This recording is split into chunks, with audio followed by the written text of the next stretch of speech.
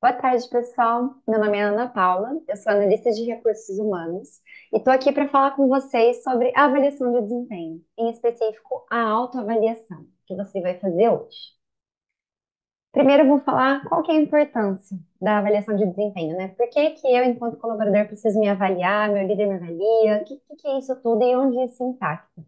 Primeiro lugar que impacta é na gestão de pessoas, tanto para o RH quanto para os líderes. A avaliação de desempenho ajuda na tomada de decisão, no embasamento dessas decisões e também no planejamento dos processos, enfim, e dos resultados que a gente precisa alcançar na gestão de pessoas. Então, a identificação de talentos, possíveis promoções embasadas nas avaliações, né? Identificar aqueles pontos que o colaborador precisa melhorar para ele poder se desenvolver mais. O segundo ponto é a comunicação e, consequentemente, o clima. Porque a avaliação nada mais é do que uma conversa com o líder e um alinhamento de expectativas, um ponto de reconhecimento sobre o trabalho realizado e também quais pontos precisam ser desenvolvidos e como fazer para melhorar isso. Comunicação é chave, né, gente? A gente já sabe como isso é importante, então a avaliação de desempenho tende a contribuir muito para isso também. Por fim, o desenvolvimento pessoal e profissional que você pode ter a partir dessa avaliação de desempenho, estando aberto para ela, né, é uma oportunidade de fato para você entender os seus pontos fortes e também aqueles pontos que você pode se desenvolver e como você pode fazer para se desenvolver. O teu líder está aí para te ajudar. E também o impacto nos resultados da organização, né? Colaboradores engajados que estão entregando exatamente aquilo que a empresa está precisando no momento podem contribuir muito para esses resultados.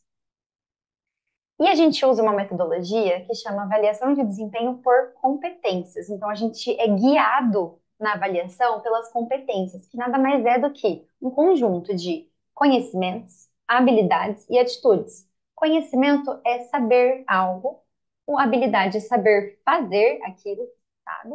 E as atitudes são comportamentos, algo da personalidade que contribuem para a execução da função daquele colaborador. E a realidade de cada cargo é diferente. Então, cada cargo tem o seu conjunto de competências para ser avaliado, ok? Então, o que que a gente avalia aqui, né? Quais são as competências que vão estar presentes na avaliação de desempenho de um colaborador? Primeiro são as três competências organizacionais, que são pautadas nos nossos valores enquanto empresa e por isso estão em todos os cargos da EBEL. Em todo cargo vai ser avaliado em comprometimento com a excelência, humanização e integridade, que é a ética profissional. No cargo de colaborador, sem cargo de liderança, a gente tem duas a três competências operacionais. As competências operacionais foram escolhidas pelo líder, ou seja, pelo seu líder, e pelo RH há um tempo atrás, e são personalizadas para cada cargo, né? São competências que dizem respeito à sua realidade do dia a dia, o que é importante para que você, dentro da sua realidade, consiga executar bem a sua função. E por fim, a competência técnica, que também tem para todos os cargos, e ela é padrão e baseada no PEC. Então, o que está descrito no seu PEC, na parte técnica, conhecimentos técnicos específicos, conhecimentos de informática, formação acadêmica necessária para exercer a sua função, tudo está lá no seu PEC e vai ser avaliado durante a avaliação de desempenho. Esse slide anterior que eu acabei de explicar, ele diz respeito, então, se você é cargo de colaborador. Se você não é colaborador e é líder, então a sua competência vai ser diferente em um aspecto.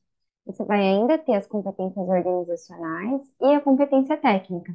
Só que em vez das competências operacionais, você vai ter quatro competências de liderança: planejamento, visão sistêmica, gestão de pessoas e foco em resultados. Ok? Mesma coisa, a única coisa que muda são as competências de liderança. Qual que é o passo a passo da avaliação? Quando a sua avaliação for liberada no sistema, o teu líder vai te avisar. E ele vai fazer a avaliação do seu perfil, né, dos últimos 12 meses, sozinho. Você também vai fazer a sua autoavaliação sozinho. Cada um vai fazer a sua avaliação, né, pensando no seu papel, na sua função, no seu desempenho nos últimos 12 meses. E depois, o líder vai agendar a reunião de consenso com você, onde vocês dois vão decidir em conjunto qual nota vai ser para cada indicador. Então, a avaliação que o líder faz e a sua autoavaliação é para vocês terem esse momento de reflexão e escolherem as notas. Mas é no momento que vocês sentarem juntos na reunião de consenso que vocês vão debater essas notas e escolher a nota final para cada indicador. E já vocês vão entender melhor como isso vai funcionar. Por fim, se você tiver algum ponto de melhoria, aí a gente vai criar um plano de ação. Você e seu líder vão criar. Depois, vocês vão ter que fazer o acompanhamento desses planos de ação. Ou seja, será que eu estou cumprindo com o plano de ação? Estou conseguindo me desenvolver naquilo que eu fui proposto a ser desenvolvido? Ou não? A gente precisa reajustar algumas coisas, recalcular a rota. Então, esse é o acompanhamento dos planos de ação que eu vou falar depois. Então, vamos começar uma simulação de avaliação para você entender como funciona a nossa metodologia? A gente usa a metodologia das cores na avaliação de desempenho.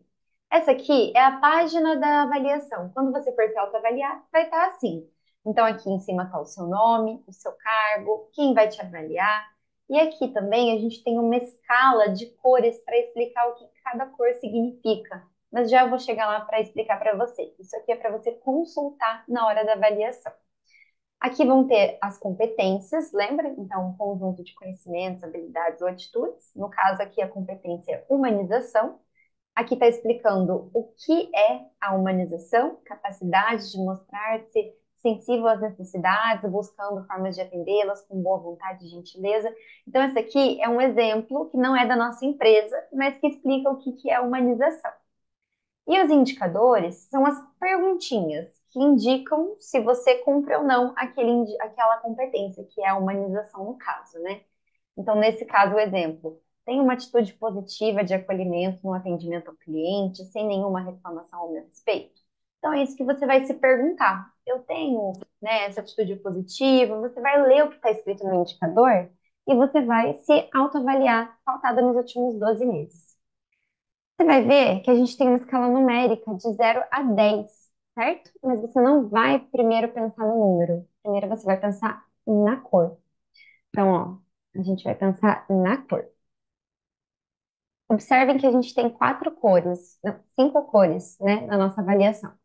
O azul, o verde, amarelo, o vermelho e cinza. Vamos começar pelo vermelho. Se você lê o indicador e vê que você não cumpre nada do que está sendo pedido, você vai marcar vermelho. Se você não faz nada do que está sendo pedido, ok? É necessário mudar a atitude. Se você lê o indicador e vê que você cumpre parcialmente, ou seja, mais ou menos, né? Eu cumpro quase sempre, ou às vezes, ou quase nunca eu cumpro, mas em partes eu cumpro. Então você vai escolher a cor amarela. Se você cumpre 100% do indicador, tudo que é esperado de você, então é o verde, ok? Agora, se você cumpre além do que é esperado de você, ou seja, eu faço mais do que está sendo solicitado naquele indicador. Então, se eu estou sendo avaliada em humanização, se eu tenho uma atitude positiva no acolhimento ao cliente, sem nenhuma reclamação ao meu respeito, inclusive eu não tenho reclamação, mas eu tenho elogios ao meu respeito, que os clientes deixam registrados. Esse equivaleria a uma nota azul. Por quê? Porque eu não tenho reclamação e ainda por cima eu tenho elogios registrados ao meu respeito, né? Pessoas de fora reconheceram isso. Então, é algo que está sendo pedido além, ok? Se você não se aplica, ou seja, se aquele indicador não faz sentido para a sua realidade, não tem como ser avaliado, você vai marcar o cinza. Por exemplo, se você é ajudante geral da limpeza e lá na sua avaliação vai estar escrito, possui os conhecimentos, de informática necessários para executar a sua função? O ajudante geral de limpeza não precisa necessariamente saber usar o computador, porque isso não faz parte da rotina dele. Então, não é obrigatório ser exigido isso dele. Mas pode ser que isso tenha na avaliação de desempenho. Então, existe essa opção para você marcar o não se aplica, ok? Na primeira página, então, você vai ver as cores. E quando você escolher as cores, você vai escolher depois o número. Ana, mas como é que eu vou saber qual número dentro daquela cor eu vou escolher? Vou te explicar agora. Na primeira página são as competências essenciais, então vai estar desse jeitinho aqui a escala de cores. Depois vai mudar. Vamos focar agora nesse modelo. Se você faz além, você vai marcar azul. A gente só tem uma opção de azul aqui, certo? Então, a gente vai marcar o 10. Ana, na verdade, eu não faço além. Eu faço exatamente o que é esperado de mim. Maravilha. Nota verde. Então, como que eu vou saber se eu vou selecionar a menor nota verde ou a maior nota verde? Que nesse caso é o 8 ou o 9. Se for a primeira vez que você está recebendo uma nota verde nesse indicador, ou seja, é a primeira vez que você está se avaliando, ou é a segunda vez que você está se avaliando, mas é a primeira vez que você está se dando essa nota verde.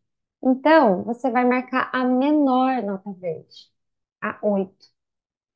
Se for a segunda vez que você está recebendo uma nota verde na avaliação nesse indicador, aí você pode subir de nota, certo? Então você pode marcar a 9 dentro do verde, beleza?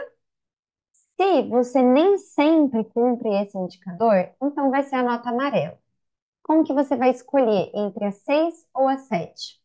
Vamos pensar que você faz quase tudo o que está sendo pedido, mas ainda não é 100%. Mas se for bastante, né, se na maioria das vezes você cumpre o que está sendo pedido, você está mais próximo da cor verde. Então você vai selecionar a nota 7. Agora, se for algo que você nem sempre consegue, que na maioria das vezes você tem dificuldade, mas às vezes você consegue, então sua nota está mais próximo da vermelha, mas ainda assim é uma amarela. Então, é a 6, ok? Se você escolher a cor vermelha, ou seja, se você não cumpre o indicador, você sempre vai começar com a mais alta, tá? Se for a primeira vez que você está se avaliando com a nota vermelha nesse indicador. Se no ano passado você já acabou ficando com uma nota vermelha nesse indicador, então você vai escolher a 4, porque é a segunda vez, segundo ano seguido, que você está com essa nota vermelha, ok? Se for a terceira vez seguida, nota 3. Se for a quarta, nota 2. E assim por diante até chegar na nota 1, que é a menor nota vermelha. Na segunda página da avaliação, vocês vão observar que vai mudar um detalhe. Ao invés de essenciais, as competências são complementares, ou seja, as notas mudam um pouco a cor. Ao invés de uma nota azul, agora vão ter duas na escala de 0 a 10. Então, a gente reduziu o número 5 vermelho para o 4, ok? Então, a gente tem uma nota azul a mais e uma nota vermelha a menos. Ana, o que que isso muda? Nas regras não muda nada, tá? Então, se você escolheu o verde, primeira avaliação, menor nota verde. Segunda avaliação repetida verde, maior nota. Então, nesse caso, se for a menor nota, é o 7. Se for a maior nota, é o 8. Se você nem sempre cumpre, escolheu o amarelo, lembra daquela questão da porcentagem. Se for a maioria das vezes que você cumpre, próximo do verde, então nota 6. Se for a minoria das vezes, então nota 5, mais próximo do vermelho. Se for o vermelho, começa pela 4 e se for repetido, vamos caindo aqui, ok? E o azul que mudou agora, né? Como é que a gente vai fazer? A gente vai seguir a mesma lógica da nota verde. Se é a primeira vez que você está recebendo a cor azul nesse indicador, então você vai marcar a menor, que é a 9. Se é a segunda vez já, ou a terceira, a quarta, você pode se manter aqui no 10, que é a maior nota, ok? Vamos praticar? Pode ser agora, dá uma pausa nesse vídeo, abre aí o site do GCPEC ou pode deixar para depois, só não esquece de anotar. Esse é o site da plataforma, o login é a AEBEL e o número do seu CPF e a senha, se é o seu primeiro acesso, é a data de nascimento. Se você já acessou outras vezes, aí você criou uma senha. Ana, eu esqueci a minha senha, como é que eu faço? Liga no RH e pede para a gente resetar, tá bom? Que a gente vai lá e reseta, sem problema.